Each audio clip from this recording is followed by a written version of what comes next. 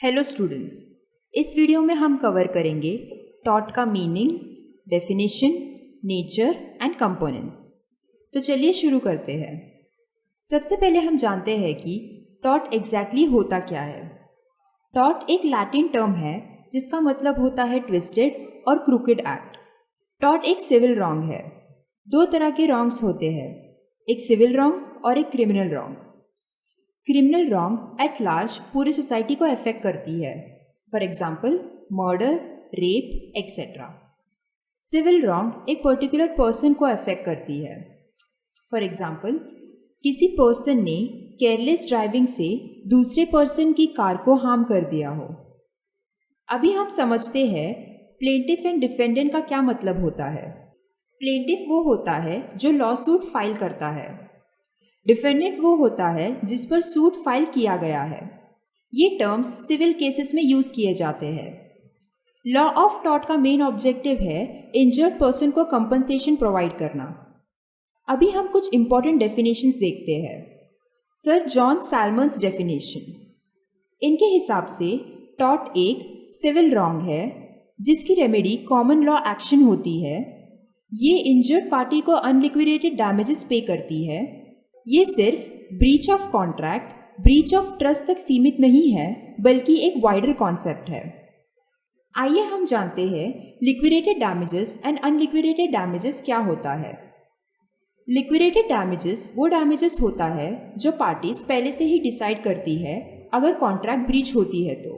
For example एक contract के दौरान पार्टीज पहले से कॉन्ट्रैक्ट में मेंशन करती है कि डैमेजेस के वक्त कितना अमाउंट पार्टी को मिलेगा जब कॉन्ट्रैक्ट ब्रीच हो जाए। अनलिक्विडेटेड डैमेजेस वो डैमेजेस होती है जो प्री डिसाइडेड नहीं होती और इससे अल्टीमेटली कोर्ट डिसाइड करती है। फॉर एग्जाम्पल अगर एक डॉक्टर ने गलती से ऑपरेशन के वक्त सीजर्स पेशेंट के अंदर छोड़ दिया हो तो पेशेंट का हक बनता है कंपनसेशन क्लेम करने का एंड कोर्ट डिसाइड करेगी कि उसको कितना कंपनसेशन मिलना चाहिए।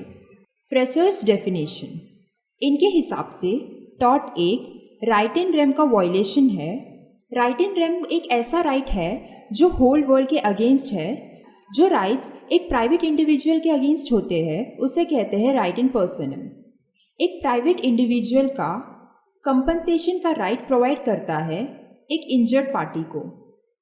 Professor P.H. विलफिल्स डेफिनेशन, इनके हिसाब से एक ब्रीच ऑफ ड्यूटी के वजह से टॉर्टियस लाइबिलिटी अराइज होती है जो लॉ में पहले से फिक्स्ड होता है। ये ड्यूटी जनरली पर्सन्स की ओर होती है। इसके ब्रीच का रिजल्ट होता है unliquidated damages. Nature of taught, अगर हमें नेचर ऑफ टॉट समझना है तो हमें इन चार डिफरेंसेस को समझना पड़ेगा। Taught and crime, taught and breach of contract, taught and breach of trust and taught and कॉजी contract. Taught and crime, taught एक प्राइवेट रॉन्ग है। प्राइवेट राइट्स का वायलेशन एक इंडिविजुअल को अफेक्ट करता है। क्राइम एक पब्लिक रॉन्ग है। Public right का वायलेशन होल कम्युनिटी को अफेक्ट करता है। टॉट जो रॉन्ग कमिट करता है उसको इंजर्ड पार्टी को कंपनसेशन देना पड़ता है। क्राइम में अक्यूज को पनिश किया जाता है स्टेट के द्वारा in form of compensation, imprisonment या दोनों से। टॉट में एक्शन इंजर्ड पार्टी लाती है।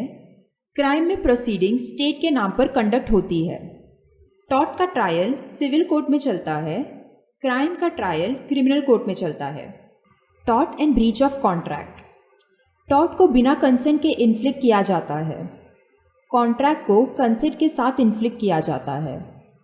टॉट में पार्टीज के बीच कोई लीगल रिलेशनशिप नहीं रहता। कॉन्ट्रैक्ट पार्टीज का रिलेशन लीगली बाइंड करता है।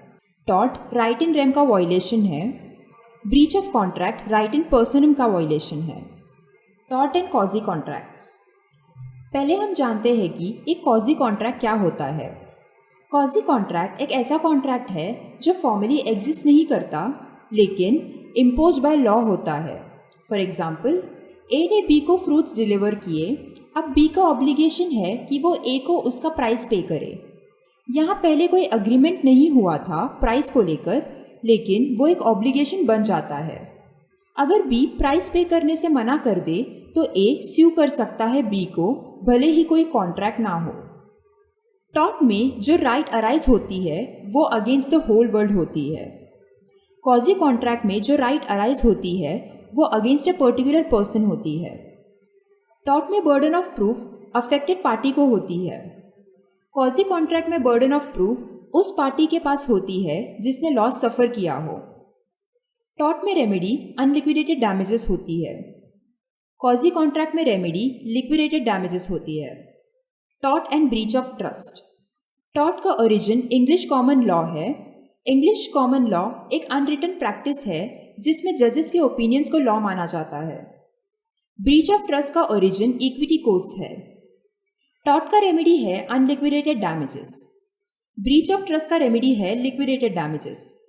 अब हम जानते हैं व्हाट कॉन्स्टिट्यूट्स अ टॉर्ट।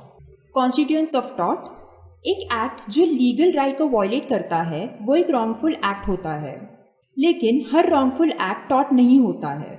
एक टॉर्ट में ये 3 चीज़ें होना ज़रूरी है। फर्स्ट, अ wrongful act. Second, legal damages. Third, legal remedy. अ रॉन्गफुल एक्ट। रॉन्गफुल एक्ट एक ऐसा एक्ट है जो इमोरल और अनजस्ट होता है। एक एक्ट जो इनोसेंट दिखता है वो टॉर्टियस हो सकता है अगर वो किसी के लीगल राइट को वायलेट करता है। Liability of tort. Liability of A tort तब अराइज होता है जब रॉन्गफुल एक्ट से प्राइवेट राइट वायलेट होती है या जब कोई लीगल ड्यूटी ब्रीच होती है। लीगल डैमेज, जब एब्सोल्यूट राइट का वायलेशन होता है तो लॉ ये प्रिज्यूम करती है कि डैमेजेस हुई है भले ही वो पर्सन लॉस सफ़र करे या ना करे। जब ये एब्सोल्यूट राइट्स का वायलेशन होता है वो एक्शनेबल होता है विदाउट प्रूफ। क्वालिफाइड राइट्स के केस में लीगल डैमेज प्रिज्यूम नहीं किया जाता और ऐसे राइट्स का वायलेशन सिर्फ किसी प्रूफ्स के आधार पर एक्शनेबल होती है। एब्सोल्यूट राइट्स ऐसे राइट्स होते हैं जो स्टेट के तरफ से इंटरफियर नहीं किया जाता अगर कोई वॉर या इमरजेंसी हो तो भी। For example, right to life. Qualified rights ऐसे राइट्स होते हैं जो स्टेट इंटरफियर कर सकता है वॉर या फिर इमरजेंसी के दौरान। For example, right to move freely. Legal damages in 2 maxim से समझा जा सकता है। First, injuria sine damno. Second, damnum sine injuria. Injuria sine damnum, इस मैक्सिम का मतलब है किसी इंसान का प्राइवेट राइट वायलेट होता है बिना किसी लॉस या डैमेज के, तो जिसका राइट्स इन्फ्रिंज हुआ है उसके पास एक्शन लेने का हक है। हम इसे एक केस लॉ से समझते हैं। एशबे वर्सेस वाइट 1703। डिफेंडेंट एक रिटर्निंग ऑफिसर था एंड उसने रॉन्गफुली प्लेंटिफ का वोट रजिस्टर करने से मना कर दिया, जो एक लीगली क्वालिफाइड वोटर था, और प्लेंटिफ जिसको उसे वोट करना था वही इलेक्शन जीत गया। यहाँ भले ही प्लेंटिफ को कोई लॉस नहीं हुआ बट उसका यहाँ राइट इन्फ्रिंज हुआ है। इस केस में डिफेंडेंट को लायबल माना गया। डैमनम साइन इंजूरिया, इस मैक्सिम में पार्टी को लॉस होता है लेकिन बिना किसी वायलेशन ऑफ राइट्स के। इसमें कोई एक्शन लाई नहीं करता। इसको हम एक केस लॉ से समझते हैं। Gloucester grammar school case 1410। इसमें डिफेंडेंट ने, जो एक स्कूल मास्टर था, उसने एक स्कूल सेटअप किया ठीक प्लेंटिफ के स्कूल के बाजू में, और प्लेंटिफ के स्कूल के बच्चे डिफेंडेंट के स्कूल में मूव हो गए। यहाँ हम देख रहे हैं कि प्लेंटिफ ने लॉस तो सफ़र किया लेकिन उसका कोई राइट वायलेट नहीं हुआ। डिफेंडेंट फ्री है कहीं भी अपना स्कूल सेटअप करने के लिए एंड यहाँ कोई इलीगल एक्ट नहीं हुआ।